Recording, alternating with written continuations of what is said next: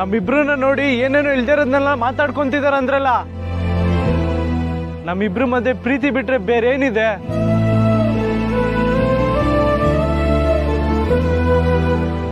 ನೀವೇನೇ ಹೇಳ್ದೆ ಇದ್ರು ನನಗ್ ಪ್ರೀತಿ ಕಾಣಿಸ್ತಿದೆ. ನನ್ನಿಂದ ಮುಚ್ಚಿಡಕ್ ಆಗಲ್ಲ.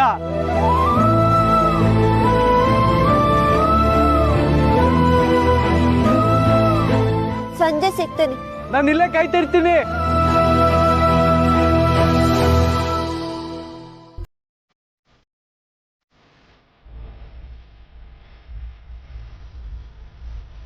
ನಾನು ಕೆಲ್ಸಕ್ಕೆ ಸೇರಿದಿಷ್ಟು ದಿನಗಳಲ್ಲಿ ಯಾವತ್ತೂ ಚೆಕ್ ಬೌನ್ಸ್ ಆಗಿದ್ದೇ ಇಲ್ಲ. ಈ ಸಲ ಹೇಗಾಯ್ತು?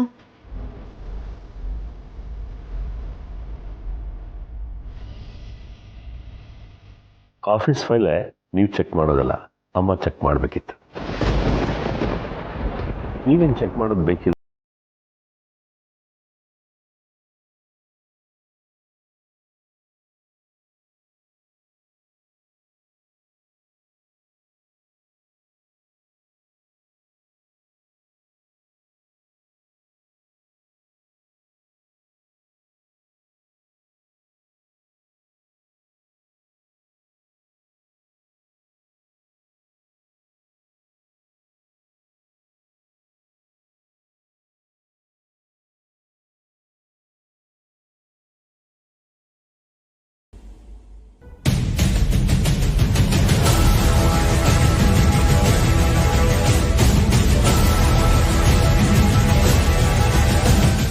ಸರ್, ಟೀ ತೊಗೊಳ್ಳಿ ಸರ್. ಎಕ್ಸ್ಕ್ಯೂಸ್ ಮೀ, ನಾನು ಏನು ಕೇಳ್ತಿದ್ದೀನಿ? ನೀವು ನೋಡಿದ್ರೆ ಟೀ ಕುಡೀರಿ ಅಂತಿದ್ದೀರಲ್ಲ. Calm down sir, calm down. ನಿಮ್ಗೆ ಏನು ಸಹಾಯ ಬೇಕೋ ಅದನ್ನು ಮಾಡೋದಕ್ಕೆ ನಾವಿರೋದು. Then please do something sir. ಇಷ್ಟು ವರ್ಷದ ನಮ್ಮ ಕಂಪನಿ ಬಿಸ್ನೆಸ್ನಲ್ಲಿ ಚೆಕ್ ಬೌನ್ಸ್ ಆಗಿರೋದು ಹಿಸ್ಟ್ರಿನಲ್ಲೇ ಇಲ್ಲ. ನೀವು ನೋಡಿದರೆ ಬೌನ್ಸ್ ಆಗಿದೆ ಅಂತ ಹೇಳ್ತಿದ್ದೀರಾ. Then there must be something wrong with your service sir. ಅದೇನೋ ಆ ಕಾಲಕ್ಕೆ ನಮ್ಮ ಅಪ್ಪಾಜಿಯವರು ನಿಮ್ಮ ಬ್ಯಾಂಕಲ್ಲಿ ಅಕೌಂಟ್ ಓಪನ್ ಮಾಡಿದ್ರಂತ ಇನ್ನೂ ಉಳಿಸ್ಕೊಂಡಿರೋದು ಅಷ್ಟೇ, ಸೆಂಟಿಮೆಂಟ್ ಪರ್ಪಸ್ಗೆ.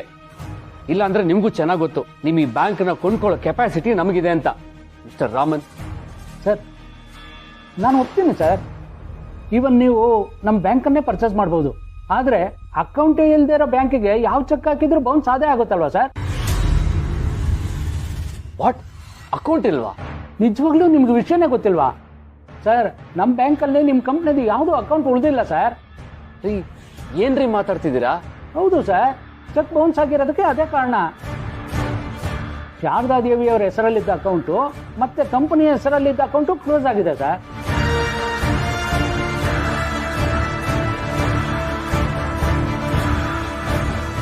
ಕ್ಲೋಸ್ ಆಯ್ತಾ? ಅದ್ ಹೇಗ್ರಿ ಸಾಧ್ಯ?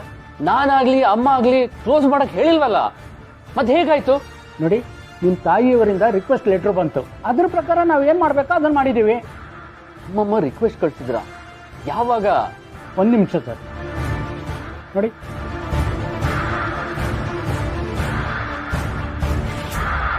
ನೋಡಿ, ನಿಮ್ಮ ತಾಯಿಯವರದೇ ತಾನೇ ಸೈನ್ ಇರೋದು. ಇದು ನಮ್ಮ ತಾಯಿ ಸಿಗ್ನೇಚರ್. ನಮ್ಮ ಬ್ಯಾಂಕಲ್ಲಿ ನಿಮ್ಮ ಅಕೌಂಟ್ ಎಲ್ಲ ಕ್ಲೋಸ್ ಆಗಿದೆ ಸರ್, ನಿಜ.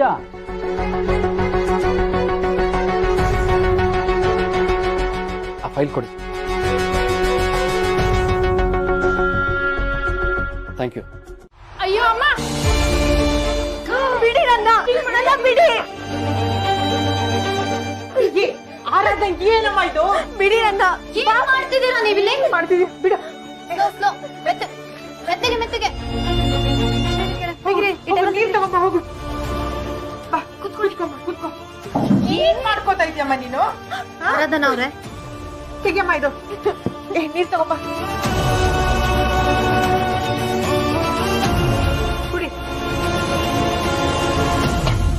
ಹುಷಾರು.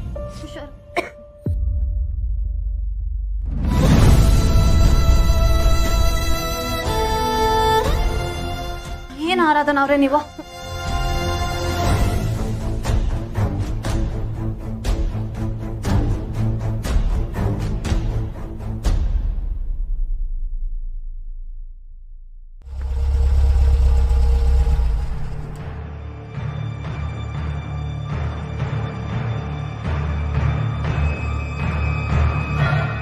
ಈ ಜೇಂಡೆನ ಈಗ ಮೀಟಾಗಿ ಕೇಳಲೇಬೇಕು. ಐಮ್ ಶ್ಯೂರ್ ಚೆಕ್ ಬೌನ್ಸ್ ಆಗಿರೋದಕ್ಕೂ ಅವ್ರಿಗೂ ಏನೋ ಸಂಬಂಧ ಇದೆ, ಖಂಡಿತ ಇದೆ.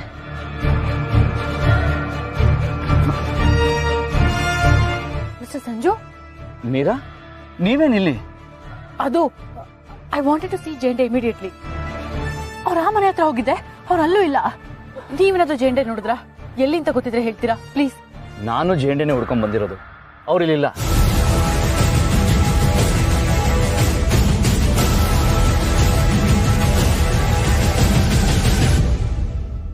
ಎಂತ ಕೆಲಸ ಮಾಡಕ್ ಹೊರಟಿದ್ಯಮ್ಮ ನೀನು? ನಾಳೆ ನಿನ್ನ ಅತ್ತೆ ಮಾವ ಬಂದ್ ಕೇಳಿದ್ರೆ ನಾವ್ ಏನು ಅಂತ ಉತ್ತರ ಕೊಡೋದು?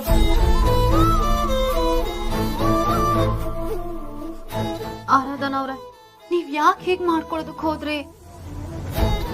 ನೀನು ಬಹಳ ಗಟ್ಟಿ ಅಂತ ಅನ್ಕೊಂಡಿದ್ದೆ. ಪ್ರಾಣ ಕಳ್ಕೊಂಡ್ಬಿಟ್ರೆ ಎಲ್ಲ ಸರಿ ಹೋಗ್ಬಿಡುತ್ತಾ? ಬಹಳ ದೊಡ್ಡ ತಪ್ಪು ಮಾಡಕ್ ಹೊರಟಿದ್ದೆ ನೀನು, ಬಹಳ ದೊಡ್ಡ ತಪ್ಪು. ನಾವು ಬರೋದು ಒಂದ್ ಸ್ವಲ್ಪ ಹೆಚ್ಚು ಕಡಿಮೆ ಆಗಿದ್ರು, my god, I just can't imagine. ಈಗಲೇ ಈ ಮನೇಲಿ ಒಂದು ಚಿಕ್ಕ ವಿಚಾರನ ದೊಡ್ಡ ವಿಚಾರ ಆಗುತ್ತೆ. ಅಂಥದ್ರಲ್ಲಿ ನೀವೇನಾದ್ರು ಮಾಡ್ಕೊಂಡಿದ್ರೆ ಅಷ್ಟೇ ಕತೆ. ನಾನು ಹೇಳಿದ್ ಸರಿನಾ ತಾನೆ? ಸುಮ್ನಿರು ಮಾನ್ಸಿ. ಇನ್ನು ಏನೇನ್ ಹೇಳ್ಬೇಕು ಎಲ್ಲ ಹೇಳ್ಬಿಡಿ. ಈ ಮಾತನ್ನೆಲ್ಲ ಕೇಳೋದಕ್ಕಿಂತ ಸಾವೇ ವಾಸ್. ಅದಕ್ಕೆ ಸಾಯ ನಿರ್ಧಾರ ಮಾಡಿದ್ದು ನಾನು.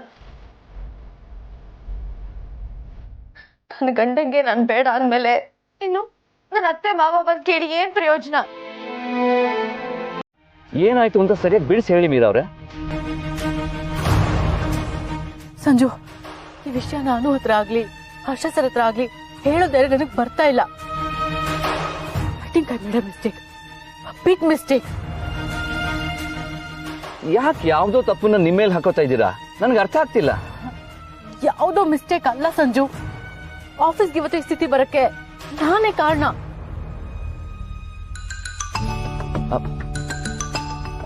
ಒಂದ್ ನಿಮಿಷ ಮೀರಾ ಅವ್ರೆ. ಹೇಳಿ ಅನು. ಹಲೋ ಸಂಜು ಅವ್ರೆ, ನೀವೀಗ ಎಲ್ಲಿದ್ದೀರಾ? ಏನೇ ಕೆಲಸ ಇದ್ರು ಬಿಟ್ಟು ಮನೆಗೆ ಬನ್ನಿ. ಯಾಕೆ, ಏನಾಯ್ತು? ನೋಡಿ, ಈಗ ನೀವೇನು ಕೇಳ್ಬೇಡಿ, ಎಮರ್ಜೆನ್ಸಿ, ಬೇಗ ಮನೆಗೆ ಬನ್ನಿ. ಯಾರಿಗೇನಾಯ್ತು ಅನ್ನೋರೆ? ನೀವೀಗ ಬನ್ನಿ, ನಾನು ಬಂದ್ಮೇಲೆ ಹೇಳ್ತೀನಿ. ಹಲೋ ಹಲೋ ಅನು, ಮನೇಲೆಲ್ಲ ಓಕೆ ಅಲ್ವಾ?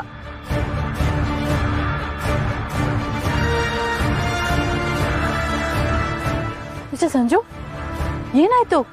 ನಾನು ಈಗಲೇ ಮನೆಗೆ ಹೋಗ್ಬೇಕಂತೆ. ಹೌದಾ? ಓಕೆ, ನಾನು ಕೂಡ ಆಫೀಸ್ಗೆ ಹೊರಡ್ತೀನಿ. ಅಲ್ಲಿ ಜೇಂಡೆ ಇನ್ನು ಏನೇನ್ ಮಾಡಿದಾರೋ ಗೊತ್ತಾಗ್ತಿಲ್ಲ. ಜೇಂಡೆ ಬೀಸಿರೋ ಬಲೆಗೆ ನಾನು ಕೂಡ ಸಿಗಾಕೊಂಡಿದ್ದೀನಿ. I don't know what to do. But anyways, ನಾನು ಹೋಗಿ ನೋಡ್ತೀನಿ. ಬಟ್ ನೀವು ನನಗೆ ಸರಿಯಾಗಿ ಏನೂ ಹೇಳಿಲ್ಲ. ಜೇಂಡೆ ಏನ್ ಮಾಡಿದ್ರು? ಜೇಂಡೆ ಶಾರದಾ ಮ್ಯಾಮ್ ಕಣ್ ತಪ್ಪಿಸಿ ಕೆಲವು ಪೇಪರ್ಸ್ಗೆ ಸೈನ್ ಹಾಕ್ಸ್ಕೊಂಡ್ಬಿಟ್ಟಿದ್ದಾರೆ.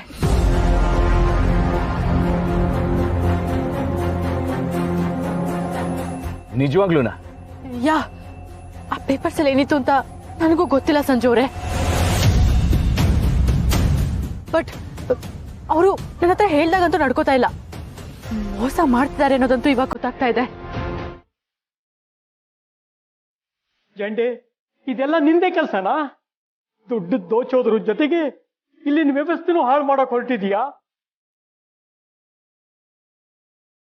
ನಿನ್ ಕೈಗೊಂಬೆ ಆಗಿರೋ ನನಗೆ ನನ್ನ ಬಗ್ಗೆನೇ ಅಸಹ್ಯ ಆಗ್ತಿದೆ.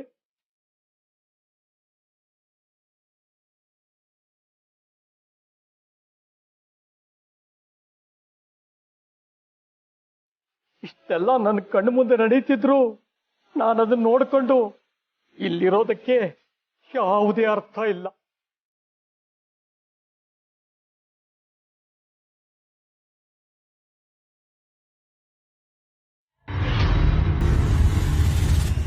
ಗೊತ್ತಿಲ್ಲ ಅಂದ್ರೆ ಏನರ್ಥ ಮೀರಾ? ಈ ಆಫೀಸಲ್ಲಿ ಇದ್ರ ಬಗ್ಗೆ ನಿನ್ನನ್ನು ಬಿಟ್ರೆ ಬೇರೆ ಯಾರನ್ನ ಕೇಳೋದು? ಬರೀ ಒಂದು ಅಕೌಂಟ್ ಅಲ್ಲ, ಬೇರೆ ಬ್ಯಾಂಕಲ್ಲಿರೋ ಅಕೌಂಟ್ಗೂ ಆಕ್ಸೆಸ್ ಸಿಗ್ತಿಲ್ಲ.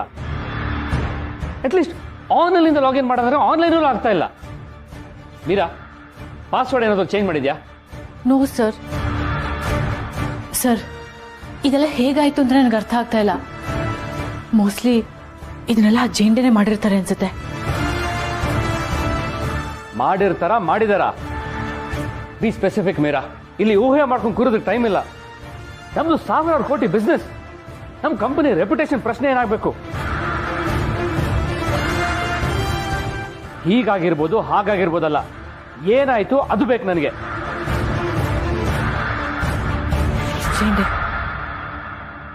ಚೇಂಡೆ ಮತ್ತೆ ಈ ಆಫೀಸಿಗೆ ಬರಕ್ ಶುರು ಮಾಡ್ದಾಗಿಂದಾನೆ ಹೀಗೆಲ್ಲ ಆಗ್ತಿರೋದು ಸರ್.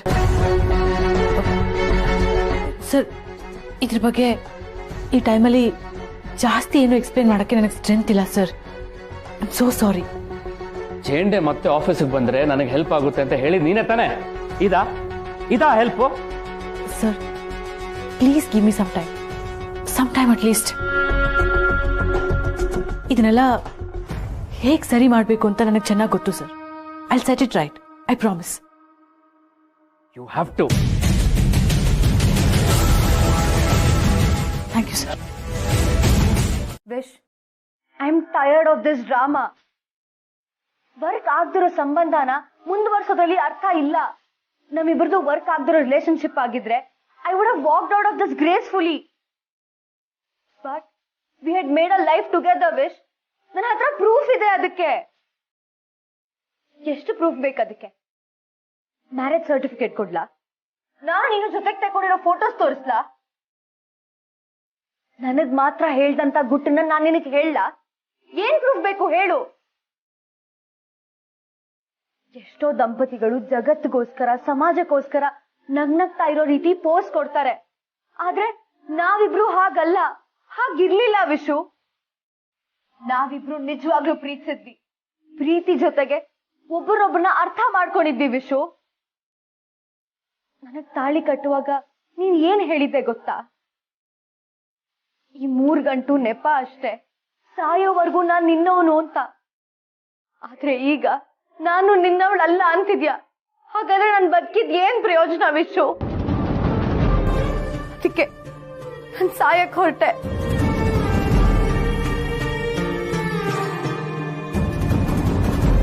ನಾನು US ಇಂದ ಬರುವಾಗ ವಿಶುನ ವಾಪಸ್ ಕರ್ಕೊಂಡ್ ಬರ್ತೀನಿ, ಅವನಿಗೆ ಸರ್ಪ್ರೈಸ್ ಕೊಡೋಣ ಅಂತ ಹೇಳ್ ಬಂದೆ. ಸೋತಾಗ ನಾವಿಬ್ರು ಜೊತೆಗಿದ್ವಿ ವಿಶು. ಆದ್ರೆ ಈಗ ಯಾವುದೇ ಸಮಸ್ಯೆ ಇಲ್ಲ. ಆದ್ರೆ ನೀನೇ ನನ್ ಜೊತೆ ಬರಕ್ ತಯಾರಿಲ್ಲ. ನಾನ್ ಯಾಕಷ್ಟು ಕಷ್ಟ ಪಡ್ಬೇಕಾಗಿತ್ತು? ನಾನು ಯಾಕೆ ಇಲ್ಲಿಗೆ ಬರ್ಬೇಕಾಗಿತ್ತು? ನನ್ನ ಲೈಫಲ್ಲಿ ವಿಶು ಅನ್ನೋ ವ್ಯಕ್ತಿ ಇಲ್ಲ ಅಂತಂದ್ರೆ ನಾನೇ ಇಲ್ಲ ಕಣೋ.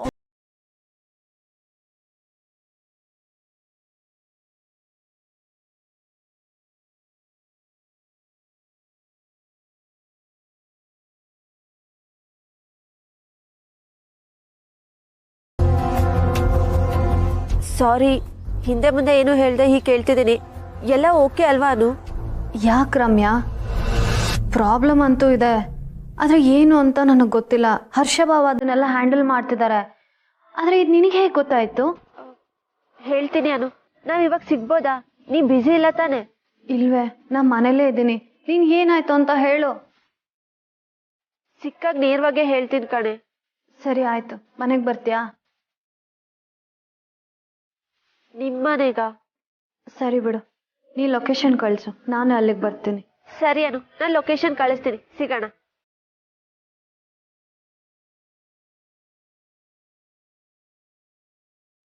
ರಮ್ಯಾ ಕಾರಣ ಇಲ್ಲದೆ ಹೀಗೆಲ್ಲ ಭೇಟಿ ಹೋಗೋಕೆ ಹೇಳಲ್ಲ. ಏನಾಗಿರ್ಬೋದು?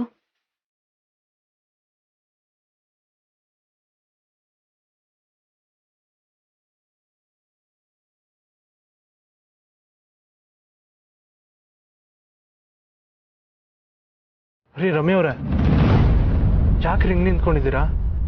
ಏನಾದ್ರೂ ಯಾರ ಹತ್ರನೋ ಫೋನಲ್ಲಿ ಮಾತಾಡ್ತಿದ್ರಿ ಅನ್ಸುತ್ತೆ. ಸಾರಿ, ನೀವು ಹೊರಡಿ, ನಾನು ನನ್ನ ಫ್ರೆಂಡ್ನ ಮೀಟ್ ಮಾಡಬೇಕು. ರೀ ರಮ್ಯ ಅವರೇ, ಅವಳು ಇನ್ನೇನು ಬರ್ತಾಳೆ, ನೀವು ಹೊರಡಿ. ರೀ ರಮ್ಯ ಅವರೇ, ಇಷ್ಟು ಸಲೀಸಾಗಿ ಹೊರಡಿ ಅಂತ ಹೇಳ್ತಿದ್ದೀರಲ್ಲ, ನಾನು ನಿಮ್ಗೋಸ್ಕರನೇ ಇಷ್ಟೋ ತನಕ ಕಾಯ್ಕೊಂಡಿದ್ದು. ನಿಮ್ಗೊಂಚೂರು ದಯಾ ದಾಕ್ಷಿಣ್ಯ ಇಲ್ವಾ? ಅಲ್ಲ, ನಿಮ್ಮ ಫ್ರೆಂಡ್ ಬರ್ತಿದಾರೆ ಅಂದ್ರೆ ನಾನು ಯಾಕೆ ಹೋಗ್ಬೇಕು? ನಾನು ನಿಮ್ಮನ್ನು ನೋಡಕ್ಕೆ ತಾನೇ ಬಂದಿರೋದು. ರೀ ರಮ್ಯ ಅವರೇ, ದಯವಿಟ್ಟು ಏನಾದರೂ ಮಾತಾಡ್ರಿ. ಸರಿ ಬಿಡಿ, ಈ ಮೌನಕ್ಕಿನ್ನ ನಾನು ಹೋಗೋದೇ ವಾಸಿ ಅನ್ಸುತ್ತೆ. ಬಾಯ್.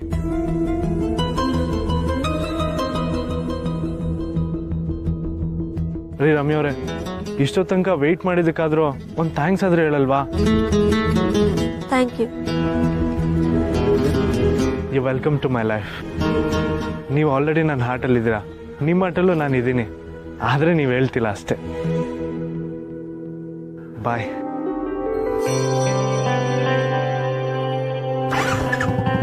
ಬರ್ತೀನಿ.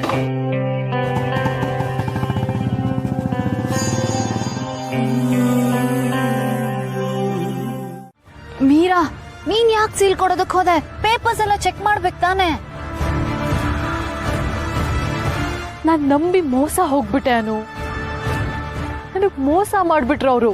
ಮೀರಾ, ಅವ್ರ ಬಗ್ಗೆ ಗೊತ್ತಿದ್ದು ನೀನ್ ಹೇಗ್ ಅವ್ರನ್ನ ನಂಬ್ದೆ? ನೀನ್ ಅವ್ರನ್ನ ಪ್ರಶ್ನೆ ಮಾಡ್ಲಿಲ್ವಾ? ಆರ್ಯ ಸರ್ಗೋಸ್ಕರ ಏನೆಲ್ಲ ಮಾಡಿದೀನಿ, ಇದು ಕೂಡ ಆರ್ಯ ಸರ್ಗೋಸ್ಕರ ಅಂತ ಅಂದ್ರು. ಆ ಮಾತನ್ನ ಕೇಳಿ ನಾನು ಅವ್ರನ್ನ ನಂಬ್ದೆ. ಆರ್ಯ ಸರ್ಗೋಸ್ಕರ ಅಂದ್ರೆ ಏನದ್ರ ಅರ್ಥ? ನಮ್ ಜೊತೆ ಇಲ್ದಿರೋರ್ಗೋಸ್ಕರ ಅವ್ರು ಏನ್ ಮಾಡ್ತಾರಂತೆ?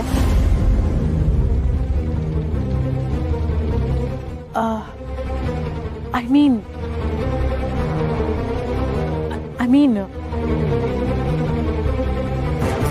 ಮೀರಾ, ನೀನ್ ನನ್ನಿಂದ ಏನೋ ಮುಚ್ಚಿಡ್ತಿದ್ಯಾ? ಹೇಳು, ಆರ್ಯ ಸರ್ಗೋಸ್ಕರ ಅಂದ್ರೆ ಏನು?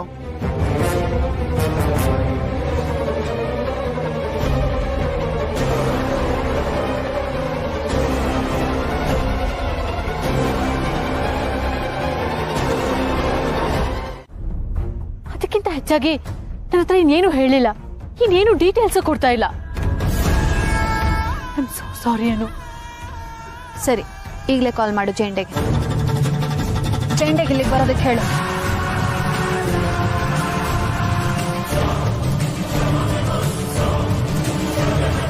ನಿನಗೆ ಹೇಳ್ತಿರೋದು ಮೀರಾ, ಈಗಲೇ ಕಾಲ್ ಮಾಡು ಜೆಂಡೆಗೆ. ಇಲ್ಲ ಅನು, ನಾನು ತುಂಬಾ ಸಲ ಟ್ರೈ ಮಾಡಿದೆ, ಅವ್ರು ಕಾಲ್ ಪಿಕ್ ಮಾಡ್ತಾ ಇಲ್ಲ. ಅವ್ರ ಫೋನಿಗೆ ಸಿಗ್ತಾ ಇಲ್ಲ, ಮನೆ ಹತ್ರನೂ ಇಲ್ಲ. ಎಲ್ಲಿ ಹೋಗಿದಾರೋ, ಎಲ್ಲಿ ಎಸ್ಕೇಪ್ ಆಗಿದಾರೋ ಗೊತ್ತಾಗ್ತಾ ಇಲ್ಲ. ಜೆಂಡೆ ಏನೋ ಮಾಡೋದಕ್ಕೆ ಹೊರಟಿದ್ದಾರೆ. ಇಂಥದ್ದೊಂದು ಯೋಚನೆನ ನಮ್ಮ ಮನಸ್ಸಲ್ಲಿ ಸೃಷ್ಟಿ ಮಾಡಿ ಅವ್ರು ಬೇರೆ ಏನೋ ಪ್ಲಾನ್ ಮಾಡಿದ್ದಾರೆ. ಆರ್ಯ ಸರ್ ಬದುಕಿದ್ದಾರೆ, ಅವ್ರು ನಮಗೆ ಮತ್ತೆ ಸಿಗ್ತಾರೆ ಅಂತಂದ್ರೆ ನಾವು ಎಮೋಷ್ನಲ್ ಆಗ್ತೀವಿ, ಸಾಫ್ಟ್ ಆಗ್ತೀವಿ ಅನ್ನೋದು ಅವ್ರಿಗೆ ಚೆನ್ನಾಗಿ ಗೊತ್ತು. ನೀನು ಮೊದಲೇ ಇದನ್ನ ನನ್ನ ಹತ್ರ ಹೇಳಬೇಕಾಗಿತ್ತು ಮೀರಾ. ಸ್ವಾರ್ಥಿ ಆಗ್ಬಿಟ್ಟೆ ನೀನು. Anu, I am really sorry. Arya sir ಬದುಕಿದ್ದು ಅವ್ರು ಮತ್ತೆ ವಾಪಸ್ ಬಂದ್ರು ಅವ್ರು ನನ್ನ ಗಂಡನೇ ಮೀರಾ.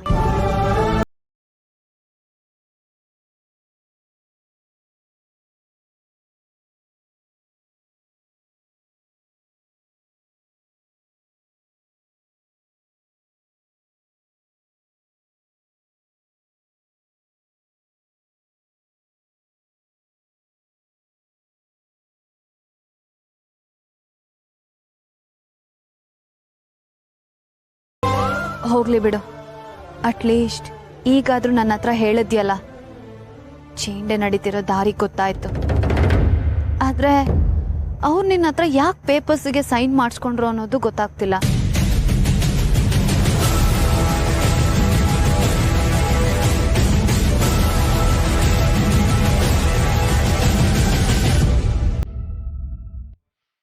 ನನ್ನ ಪರಿಸ್ಥಿತಿನ ಅರ್ಥ ಮಾಡ್ಕೊಳ್ಳೋರು, ನನ್ನನ್ನು ನಂಬೋರು ಯಾರೂ ಇಲ್ವಾ? ನಾನು ಏನು ತಪ್ಪು ಮಾಡಿದೆ ಅಂತ ನನಗೆ ಈ ಶಿಕ್ಷೆ? ನನ್ನ ಮನಸ್ಸಿಗೆ ಸರಿ ಅನಿಸಿದ್ದನ್ನೇ ನಾನು ಹೇಳ್ತಿದ್ದೀನಿ. ನನ್ನ ನಡವಳಿಕೆಯಿಂದ ಮುಂದೆ ಯಾರಿಗೂ ತೊಂದರೆ ಆಗಬಾರ್ದು ಅಂತ ನಡ್ಕೋತಿದ್ದೀನಿ. ಆದ್ರೂ ಯಾರೂ ಅರ್ಥ ಮಾಡ್ಕೋತಿಲ್ವಲ್ಲ. ನಾನೇ ಆರ್ಯ ಅಂತ ಹೇಗೆ ಪ್ರೂವ್ ಮಾಡಲಿ?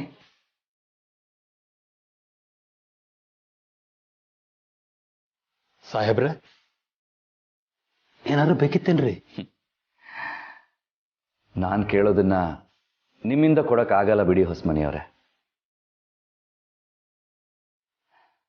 ನನಗೆ ನಾನು ಯಾರು ಅನ್ನೋ ಕ್ಲಾರಿಟಿ ಬೇಕು. ಅದನ್ನ ಎಲ್ರಿಗೂ ಹೇಳೋದಕ್ಕೆ ಪ್ರೂಫ್ ಬೇಕು.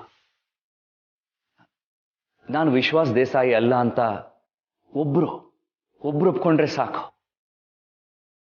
ಆದರೆ ಒಬ್ರು ಒಬ್ರು ಸಹ ನನ್ನ ಮಾತು ಕೇಳ್ತಿಲ್ಲ. ನನ್ನ ಒಪ್ಪಿಗೆಗೂ ಬೆಲೆ ಅದನೋ ಇಲ್ಲ ಸಾಹೇಬ್ರ?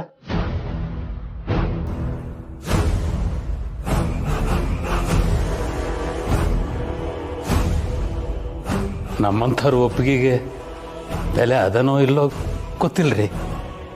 ಆದರೆ ನೀವು ವಿಶ್ವಾಸ್ ದೇಸಾಯಿ ಅಲ್ಲ ಅಂತ ನನಗೆ ಯಾವತ್ತಿಂದನೂ ಅಳತೆ ಕತ್ತಿದಿರಿ ಸಾಹೇಬ್ರ.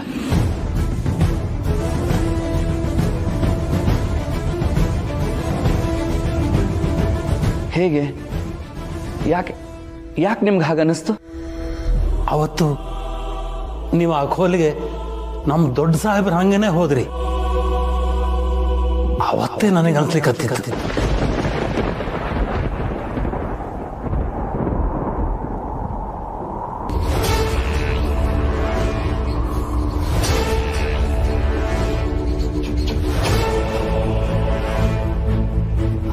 ಅದಕ್ಕೂ ನಾನು ವಿಶ್ವಾಸ್ ದೇಸಾಯಿ ಅಲ್ಲ ಅನ್ನೋದಕ್ಕೂ ಏನು ಸಂಬಂಧ? ನಮ್ಮ ಸಾಹೇಬ್ರ ಹಂಗನೆ ನಿಮ್ಮ ಚಪ್ಪಲಿ ಹೊರಗೆ ಬಿಟ್ಟು ವಾಚು ಪರ್ಸು ತೆಗೆದಿಟ್ಟು ಕೋಲಿ ಒಳಗೆ ಹೋದ್ರಿ.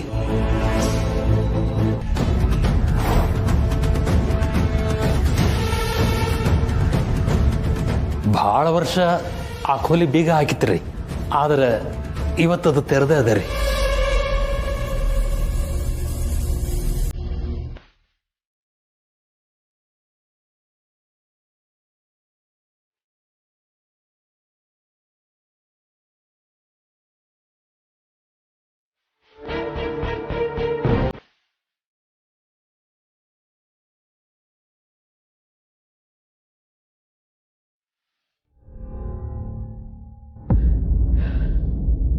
ಸರ್,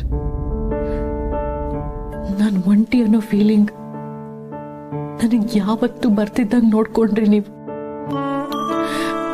ಆದ್ರೆ ಈಗ ನೀವಿದ್ದೀರೋ ಇಲ್ವೋ ಅನ್ನೋ ಕನ್ಫ್ಯೂಷನ್ ಅಲ್ಲೇ ಇದ್ದೀನಿ ನಾನು.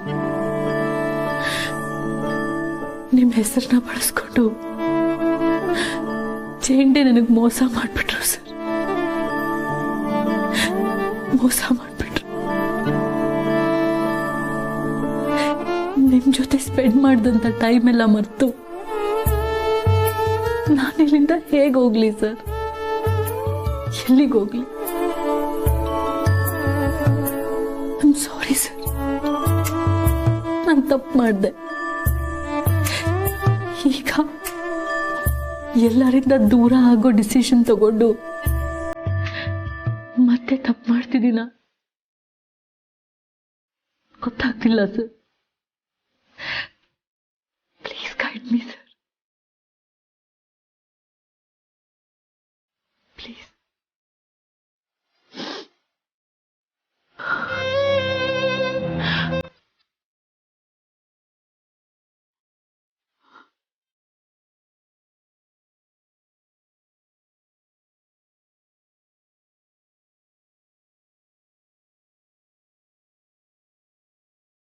ಹೇಳಿ ಅಚ್ಚಯ್ಯ.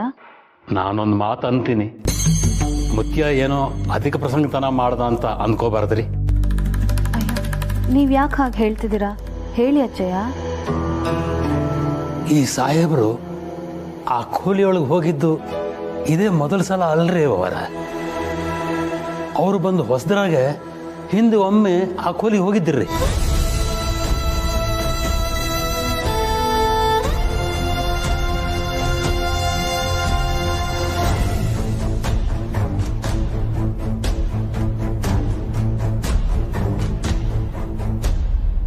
ಸುಮ್ಮನೆ ಹೋಗಿದ್ರೆ ಅದು ಬೇರೆ ಇತ್ತು. ಆದರೆ ಅವರು ದೊಡ್ಡ ಸಾಹೇಬ್ರ ಹಂಗನ ಆ ಕೋಲಿಯೊಳಗೆ ಹೋದ್ರಿ.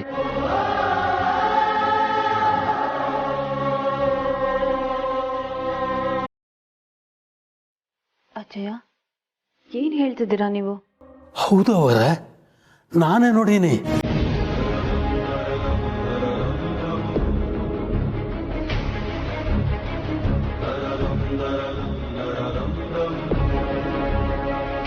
ಹಾಗಿದ್ರೆ ಚೇಂಡೆ ಹೇಳೋದಕ್ಕೂ ಮೊದಲೇ ಇವ್ರಿಗೆ ತಾನು ಆರ್ಯವರ್ಧನ್ ಅನ್ಸೋದಕ್ಕೆ ಶುರು ಆಗಿತ್ತ? ಮಾನ್ಸಿ ಅಕ್ಕ, ಅವ್ರಿಗೆ ಸ್ವಲ್ಪ ಅರ್ಶಿನ ಕುಂಕುಮ ಕೊಡ್ತೀರಾ? ನನಗಿದೆಲ್ಲ ಆಗ್ಬರಲ್ಲ, ನೀನೇ ಕೊಡುವನು. ಯಾಕೆ ನೀನು ಕೊಡಬಾರ್ದಾ? ನೀವು ಕೊಡಿ ಅಕ್ಕ. ಇಟ್ಸ್ ಓಕೆ ಅನು, ನನ್ನ ಗಂಡ ನನ್ನ ಜೊತೆನೇ ಇದ್ದಾನಲ್ಲ, ಈ ಅರ್ಶಿನ ಕುಂಕುಮದ ಫಾರ್ಮ್ಯಾಲಿಟೀಸ್ ಎಲ್ಲ ಏನಕ್ಕೆ ಬೇಡ. ಹಾಗೆಲ್ಲ ಅನ್ಬಾರ್ದು ಆರಾಧನಾ. ಇಷ್ಟು ದಿನ ಮನೆ ಮಗಳಾಗಿ ನಮ್ಮ ಜೊತೆ ಇದ್ದೆ. ನಿನಗೆ ಅರ್ಶಿನ ಕುಂಕುಮ ಕೊಟ್ಟು ಕಳಿಸೋದು ನಮ್ಮ ಕರ್ತವ್ಯ. ಕುಂಕುಮ ತಾಳಿ ಹಾಕೊಂಡ ತಕ್ಷಣ ಗಂಡ ಹೆಂಡತಿ ಚೆನ್ನಾಗಿರ್ತಾರೆ ಅನ್ನೋದು ಸುಳ್ಳು. ಈ ಸಮಯದಲ್ಲಿ ವಿಶು ನನ್ನ ಜೊತೆಗಿದ್ದಾನಲ್ಲ, ನನ್ಗಷ್ಟೇ ಸಾಕು. ನಿಮ್ಮ ವಿಷು ಯಾವಾಗಲೂ ನಿಮ್ಮ ಜೊತೆಗಿರಲಿ ಅನ್ನೋದು ನಮ್ಮ ಆಸೆನೂ ಕೂಡ. ಆದರೆ ಅರ್ಶಿನ ಕುಂಕುಮ ಕೊಡೋದು ನಮ್ಮ ಸೆಂಟಿಮೆಂಟ್. ಮನೆಯಿಂದ ಮುತ್ತೈದೆಯರು ಹೊರಗೆ ಹೋಗುವಾಗ ಅರ್ಶಿನ ಕುಂಕುಮ ಕೊಟ್ಟಿಲ್ಲ ಅಂದರೆ ನಮ್ಮ ಮನಸ್ಸು ಒಪ್ಪಲ್ಲ. ನೀವಿದನ್ನು ಹಳೆ ಸಂಪ್ರದಾಯ ಅಂತ ಅಂದ್ಕೊಂಡ್ರೂ ಪರವಾಗಿಲ್ಲ. ಪ್ಲೀಸ್ ಕುಂಕುಮ ತಗೊಂಡೇ ಹೊರಡಿ.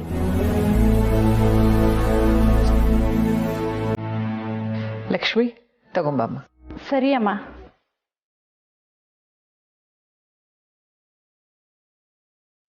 ಮಾನ್ಸಿ ಅರ್ಶಿನ ಕುಂಕುಮ ಕೊಡು. ಮಾನ್ಸಿ, ಆರಾಧನಾ ಕೂತ್ಕೊಮ್ಮ. ಲಕ್ಷ್ಮಿ ಮಾನ್ಸಿ ಕೇಳ್ಕೊಡು. ಸರಿ ಅಮ್ಮ. ಮಾಮಿಂಗ್ಲೋ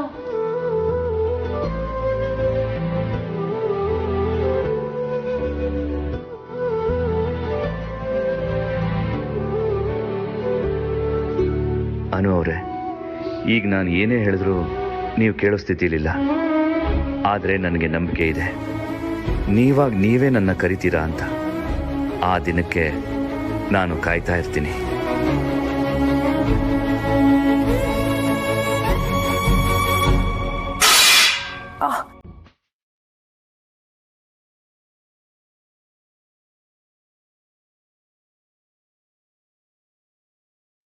ಗಾಡ್,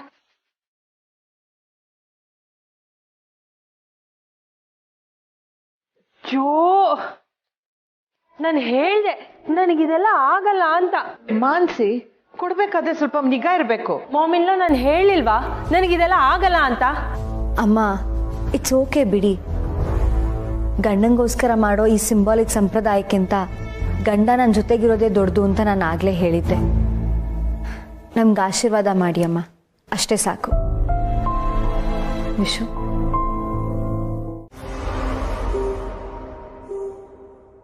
ತಗೊಳ್ಳಿ ಸರ್, ಶಾರದಾ ಮೇಡಮ್ ಅವರಿಗೆ. Thank you sir. ಅಮ್ಮ, ನಿಮಗೆ ಬಂದಿರೋ ಲೆಟ್ರ್ ಅದು. ನನಗ? ಹಾಂ, ಚೆಕ್ ಮಾಡಿ.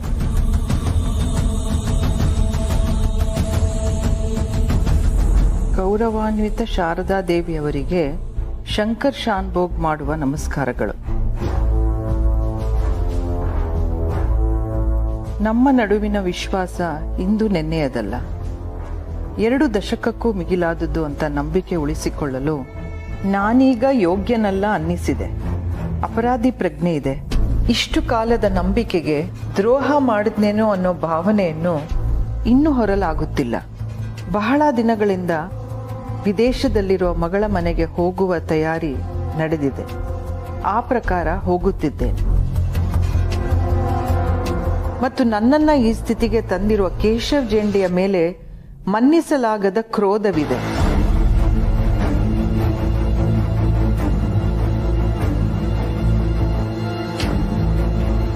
ಇದಕ್ಕಿಂತ ಹೆಚ್ಚಿಗೆ ಹೇಳುವ ಶಕ್ತಿ ನನಗಿಲ್ಲ. ಇಂತಿ ಶಂಕರ್ ಶಾನ್ಭೋಗ್.